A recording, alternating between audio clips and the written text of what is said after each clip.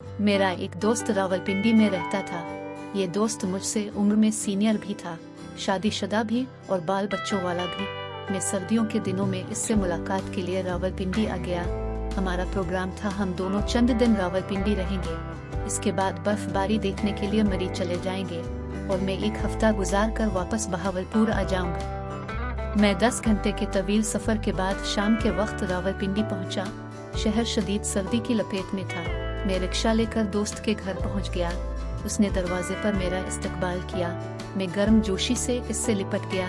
वो भी मुझे गिले मिला, लेकिन मैंने महसूस किया इसके मुआनके में गर्म जोशी नहीं। वो मुझे अपनी बैठक में ले गया। इसने चाय का बंदोबस्त किया और मेरे सामने बैठ गया। मैं इससे बिला तकान गुफ्तगू करता रहा, मगर वो गुफ्तगू में मेरा साथ नहीं दे रहा था। वो बातचीत के दौरान खो जाता था। मैं इसकी गैर हाजिर दिमागी पर खामोश हो जाता तो उसे बड़ी देर तक मेरी चाप का अंदाजा नहीं होता था। उसने मेरे सफर के बारे में भी नहीं पूछा। मेरे लिए इसका ये ठंडा रवैया परेशान कुन था। मेरी परेशानी इस वक्त मजीद बढ़ गई जब उसने मुझसे पूछा, आप खैरियत से रावलपिंडी आए हैं? मेरे लिए इसका सवाल बम साबित हुआ, क्योंकि मैं उसकी दावत पर रावलपिंडी आया था। मैंने हैरत से इसकी तरफ देखा।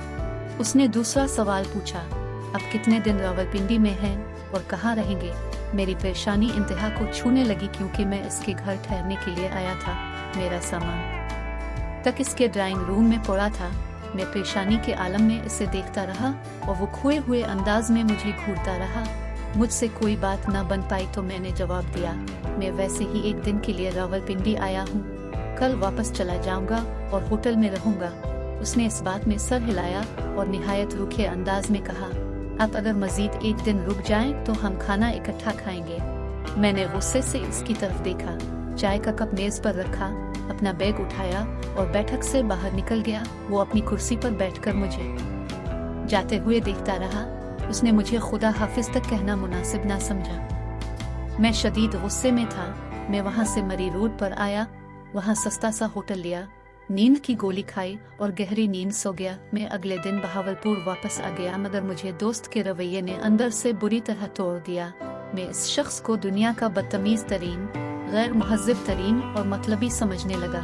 मैं अपने आप को बेवकूफ़ भी समझता था और इस बेवकूफ़ी पर अपने ऊपर लान तान भी करता था। मैं 2-2.5 साल तक अपने मिलने वालों को ये वाक़या सुनाता रहा और लोग मुझसे हमदर्दी और इस शख्स से नफरत करते रहे। अब भी अगर इस सूरत हाल का तज्जिया करें तो आपको भी मुझसे हमदर्दी और इस शख्स से नफरत हो जाएगी। मैं तवील अरसे तक अपने दिल में इस दोस्त के खिलाफ नफरत पाल कर फिरता रहा, लेकिन फिर इस नफरत का अजीब ड्रॉप सीन हुआ। मैं यूनिवर्सिटी से फारिग होकर सहाफत में आ गया और एक दिन वो दोस्त हमारे एक मुश्तरका दोस्त के साथ मेरे दफ्तर आ गया। मैं इसे देखते ही गुस्से से उबल पड़ा, मगर वो मेरे गिले लगा और नर्म आवाज में बोला, आप अपने गुस्से को चंद मिनट के लिए साइड पर रख दो और मेरी बात सुन लो। अगर तुम उसके बावजूद मुझे गलत समझो तो फिर तुम अपनी नफरत का सिलसिला जारी रख लेना। मैंने गुस्से से इसकी तरफ देखा। वो बोला, मैं अपने वालिदैन का इकलौता बेटा हूँ। मेरी 6 बहनें थी। वालिदैन ने मेरी शादी 20 साल की उम्र में कर दी। मेरे वालिदैन पोता चाहते थे, लेकिन शायद अल्लाह को मंजूर नहीं था। मेरे यहाँ ऊपर तले 3 बेटियाँ पैदा हो गई, मगर मैं मायूस न हुआ। मैं अपने वालिदैन की ख्वाहिश पूरी करना चाहता था। मैं 25 साल की उम्र में चौथी बार बाप बन गया। अल्लाह ताला ने मुझे औलाद नरीना से नवाजा। मेरा पूरा खानदान खुश हो गया। मेरा बेटा खानदान भर की गोद में पलकर 2 साल का हुआ, लेकिन फिर उसे तेज बुखार हुआ और वो मेरी गोद में बैठा बैठा फौत हो गया। मेरे पूरे खानदान की जान निकल गई। वो खामोश हुआ और मेरी तरफ देखने लगा। मेरा गुस्सा हमदर्दी में बदलने लगा। इसने पूछा, आप जानते हैं वो बच्चा किस दिन फौत हुआ था? मैं खामोशी से इसकी तरफ देखता रहा। वो बोला, वो बच्चा इस वक्त फौत हुआ जब आप रिक्शे से अपना सामान उतार रहे थे। मेरी कंपटी में आग लग गई। उसने गुफ्तगू का सिलसिला जारी रखा। मेरे पास इस वक्त 2 ऑप्शन थे। मैं आपको अपने दुख में शरीक कर लेता, अब भी हमारे साथ सोगवार हो जाते और आपकी छुट्टियां खराब हो जाती। दूसरा, मैं आपसे ये खबर छुपा लेता, आपको होटल जाने पर मजबूर कर देता। आप मुझसे वक्ती तौर पर नाराज हो जाते, लेकिन आपकी छुट्टियां और वक्त बर्बाद ना होता। मैं दूसरे ऑप्शन पर चला गया। मैंने अपने खानदान से कहा, मेरा मेहमान आया है, आपके रोने की आवाज बैठक तक नहीं जानी चाहिए। मैं इसे वापस भिजवाता हूँ और हम इसके बाद अपने अजीजों और रिश्तेदारों को इत्तला देंगे। वो रुका, उसने लंबी सांस ली और बोला, मैंने आपके लिए इन हालात में चाय कैसे तैयार करवाई आप अंदाजा नहीं कर सकते। मेरी बीवी, मेरी माँ और मेरी बहनें अंदर मुंह पर सरहाने रख कर रो रही थी और मैं आपके पास बैठा था। मैं बार बार अंदर जाकर उन्हें चुप कराने की कोशिश भी कर रहा था।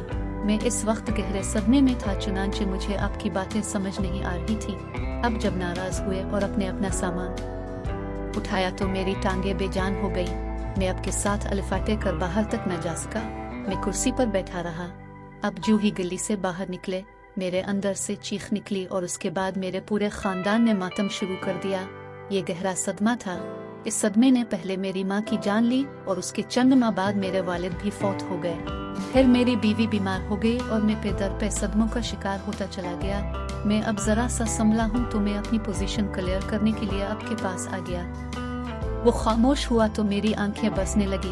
मैं इसके सब्र, उसकी हिम्मत पर हैरान था। वो अपने इकलौते बेटे की नाश अंदर छोड़कर मेरी खिदमत करता रहा और मैं 2.5 साल तक इसे मतलबी, जाहिल, जालिम और बदतमीज समझता रहा। मैं इससे नफरत करता रहा। हम दूसरों के बारे में इतनी देर में राय कायम कर लेते हैं जितनी देर में मुर्गी का अंडा बॉयल नहीं होता।